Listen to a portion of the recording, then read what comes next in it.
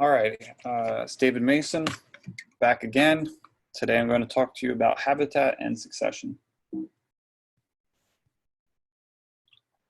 So last time I was speaking with you guys about dispersal and distributions, and I began that lecture talking about Alexander von Humboldt and how he noticed that you could find similar plant communities in disparate parts of the world at similar altitudes because the temperature and rainfall were similar.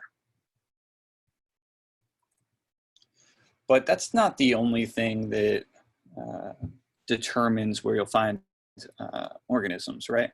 This is a historic bear range that you see. It was all of Florida, and now you see that, of course, there's less occupied bear range.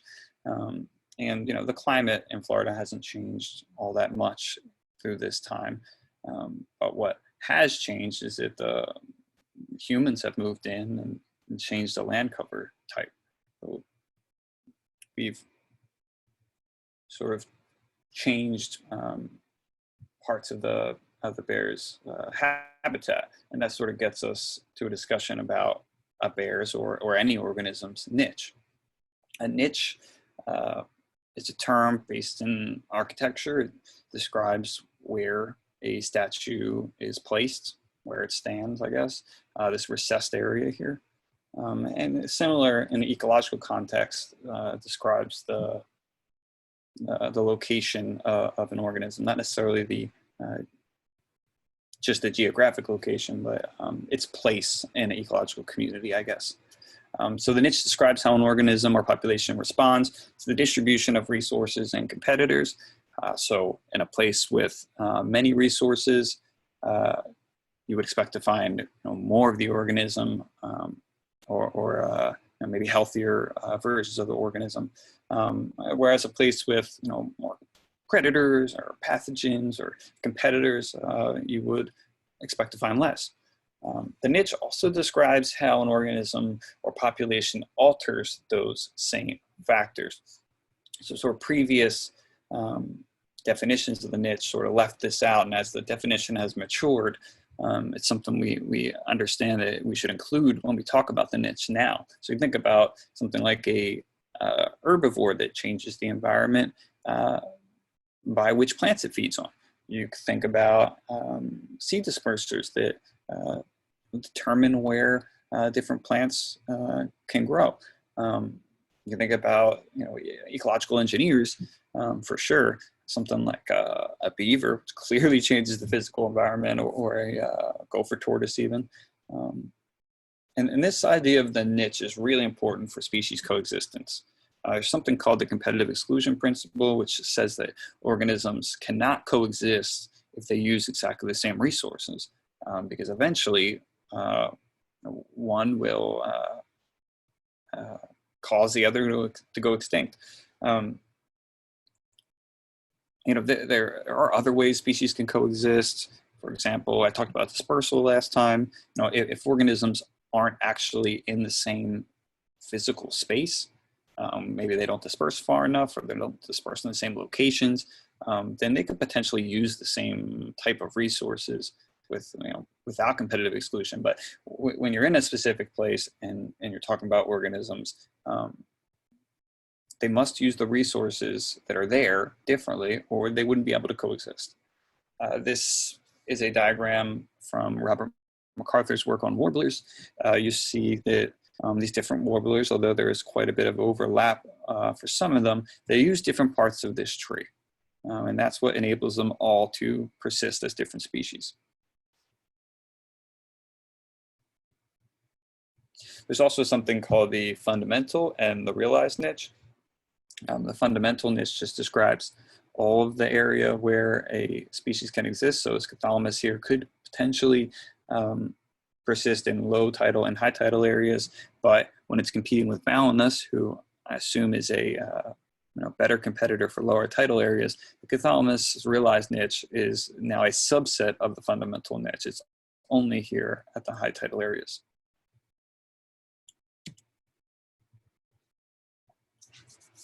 So we're sort of describing parts of an organism's habitat when we discuss parts of the niche. Habitat is typically thought of in 4 major components: space, water, cover, and food. There's a lot of confusion around this term, though. Even in the definition, this old definition of niche from Grinnell, it sort of seems to imply that the habitat is some specific physical space. And that's a typical confusion to make. People talk about habitat as when they're really describing a type of vegetation. But habitat is not a vegetation or land cover type. It's a collection of various components, which could include some land cover type or vegetation type that provides something that the organism needs to persist. So you wouldn't say that the grassland is bird habitat. You could say that the grassland provides nesting cover, which is a component of habitat. It's also species specific. So something like a downed log may be fantastic habitat for fungi and certain insects, maybe a snake, or it may not provide any sort of habitat components for another organism. So it's a species-specific concept. So something like wildlife habitat doesn't really mean anything. And sort of in a similar vein, we use a lot of modifiers before habitat. We talk about suitable or healthy habitat, but really we should be talking about whether certain habitat components are present or not.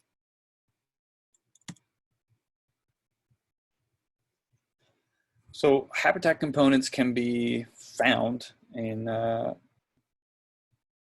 different several stages, particularly when we're talking about wildlife species or animals. Habitat components can be found in different several stages of vegetation community succession. This just refers to the change in a vegetation community through time, typically starting with a disturbance such as fire or a flood or deforestation, maybe a tree falling over. You'll have some kind of removal of the trees that are there or the vegetation community that is there, and you'll have some successions, some pattern of species that take over. You'll have pioneer species move in first. They'll be followed by these intermediate species. They're typically fast-growing species that are intolerant to shade in the overstory, at least. And then in the mid-story, you'll have these shade-tolerant, slow-growing species that eventually grow up to overtake those shade-intolerant species, and that's when we got a climax community here. It's important to note we call this whole thing a sear, and also that it can restart again. So this isn't like a one-time occurrence. Another disturbance can happen down the line, which would return us back to these earlier stages. And the disturbance could come at different times as well. It doesn't have to just happen in the climax community.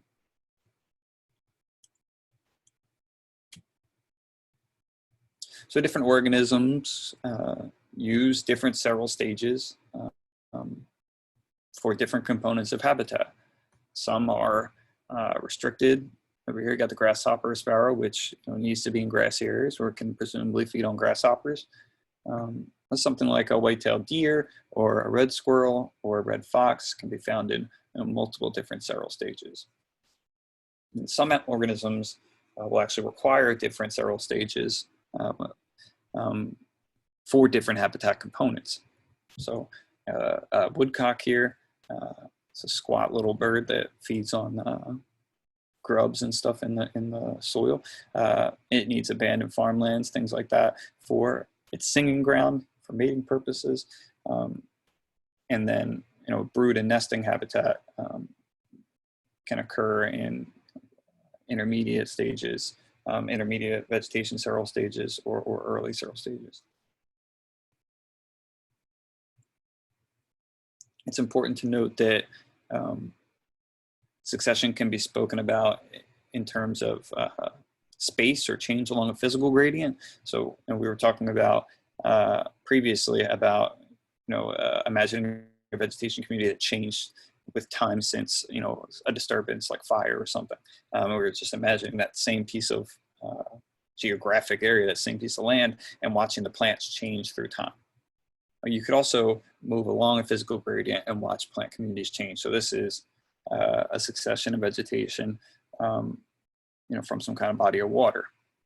You can also think back to the mountains and how the vegetation community changed as you moved up the mountain. So that's also a form of succession.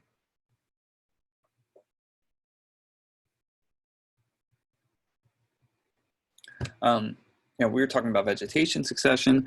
You know, even when we were talking about vegetation succession, we were discussing how different animals, different organisms use different several stages of vegetation succession. Another way of saying that is that as that vegetation changes in time, the animals, wildlife species using that area will also change through time. And you could also see succession here with these you know, necrophagous carrion communities. So it's a dead mole or a vole here. And you'll initially have Calphoridae, blowfly laying larvae inside of it. They're feeding on the tissue inside. Later, you'll have different necrophagous insects come in. Maybe they feed on the larvae. Maybe they feed on some of the parts of the animal that remain after active decomposition. They're specialized feeders of, you know, hair and skin, nails and stuff. And this, you know, could also happen with something like fungi on the roots of trees. As the tree gets older, you have a successional turnover in fungi. Microbial communities change in the soil through time. So all ecological communities experience succession.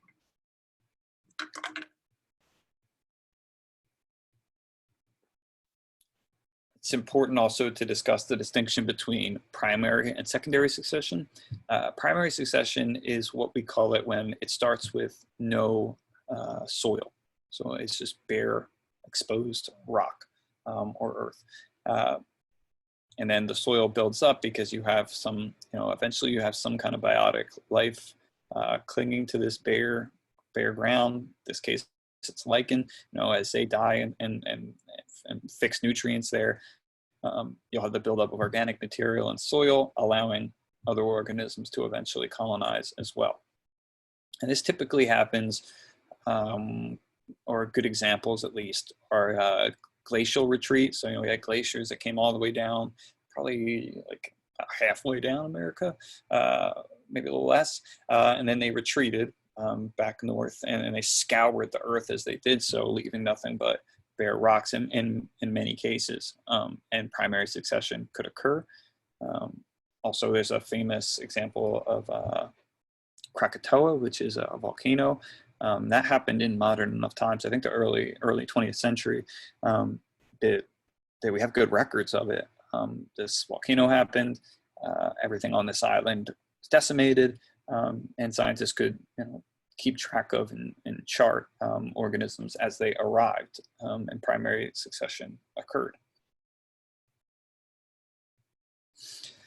We don't have a lot of virgin forest left in the United States, so most of what you're seeing is some kind of result of some sort of secondary succession.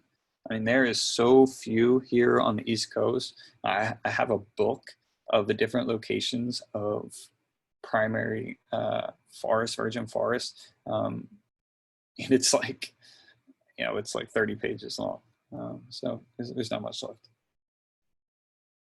Most of what is left is only there because, like, it's in a ravine where the loggers couldn't get to, or maybe it's in a swamp where it wasn't worth dragging them out. So we did a good job of clearing. Another kind of interesting thing about succession is that it can be different depending on what actually happens and what occurs. You know, which species actually arrive would be sort of determining what direction that the succession can occur. So you think about an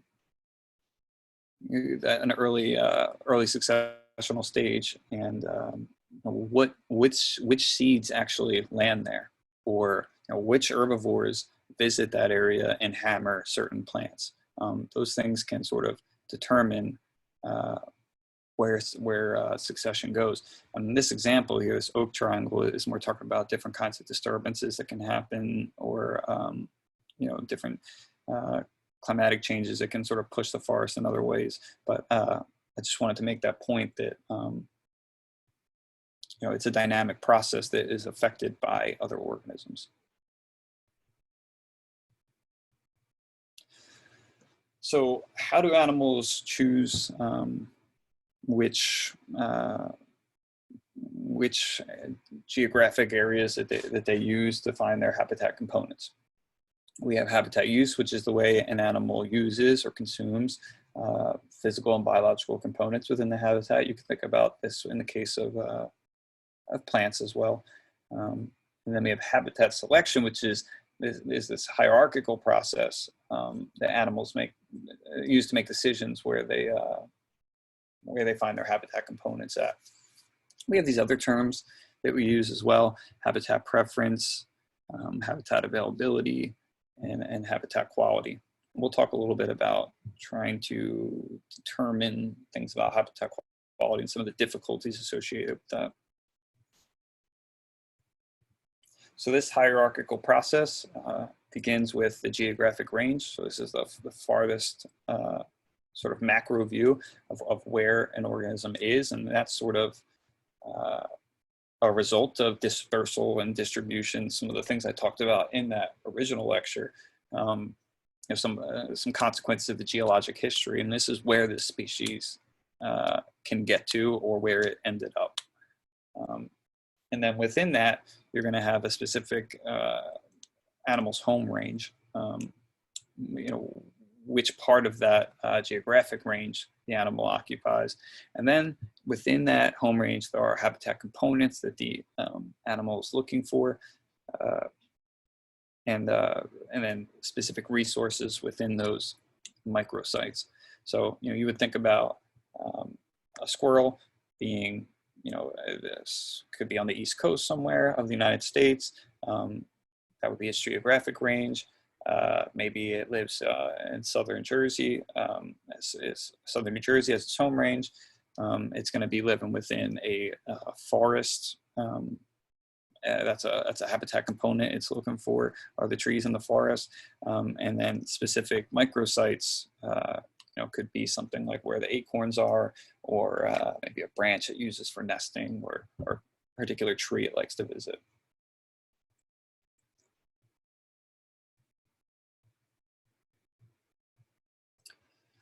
So habitat quality is difficult to assess. Here, talking about this Van Horn paper, if you guys don't read it, I'm sure it's something you will be discussing. That's because we try to use where we find animals and how many animals there are, or what kind of quality they're in, to determine what the habitat quality is. But it's difficult because where you find more animals at, as density increases, you're going to have habitat quality decreasing because those animals are using the resources within there and competing with one another. So it kind of makes density sort of a misleading metric for habitat quality. This similar problem comes up with habitat selection for a number of reasons. I mean, let's say you're using the abundance of the caribou, or maybe just any animal for the to tell you something about habitat quality. But you can have animals that are territorial and ward others off of the high quality areas. So you may actually end up having less density in a high quality area. There's other things that influence how animals move throughout the environment. Think about something like fear of predators. So you may find all of the animals, something like some kind of ungulate, you may find them all higher up a mountain slope. And you may think that that is its habitat that has habitat components for it, or high quality habitat components. But really, maybe it's only there because there's too many predators down lower on the mountain where the high quality habitat components are. So it's just to say that determining where habitat components are and what kind of quality they're at is difficult because there's so many interacting factors. We also sort of have this implicit assumption when we use habitat, or when we use animal location to discuss habitat components or animal abundance, that animals have perfect knowledge of the environment and always seek to use the best quality habitat components they can get. And we just discussed why that could be a problem for territorial reasons or because of predators. But think about something like ecological traps. I mean, we know for a fact that that animals may use the habitat and may search for habitat components in ways that are actually detrimental to fitness. So this is a picture of a turtle. We had some debate about whether it's a turtle or a tortoise. I'm not a herpetologist, but I think it's a turtle here along this dirt road. And one of my good friends did his master's work on wood turtles, which is not what this is, but it's a good picture nonetheless. They were nesting in forest logging roads. So the foresters come in and they clear out this road, and they use the road to move lumber around. When they do that, they're creating this great nesting habitat. The wood turtles, they look for natural sand beaches, which in a forested mountain streamy area are pretty rare. So when they find this big sandy area, this big sandy strip in the middle of the woods, they all flock there. And then not only is it a great place for predators to find them, and they often do depredate the nest, but also they run the risk of getting killed on the road by those very loggers. So this is a case where if you were using habitat use or selection by the wood turtles, you would think that this dirt road had provided some kind of high quality habitat component, when in fact it's an ecological trap. So in summary, we talked about the niche. It partially describes at least some of the habitat components required for the organism. We talked about succession, which describes the change of ecological communities. And when we talk about different stages of succession, different several stages can provide habitat components for wildlife. And we talked about how those can be spread apart in different several stages. Some organisms may be restricted to a several stage. Other organisms may need several stages to get different habitat components. We talked a little bit about the terminology used to discuss and describe habitat and habitat use. And we talked about how difficult it is to, those habitat components are to quantify, because animal or organism use or abundance is sort of a misleading metric. All right, I hope y'all enjoyed this lecture as much as I enjoyed giving it. Good luck on the quiz.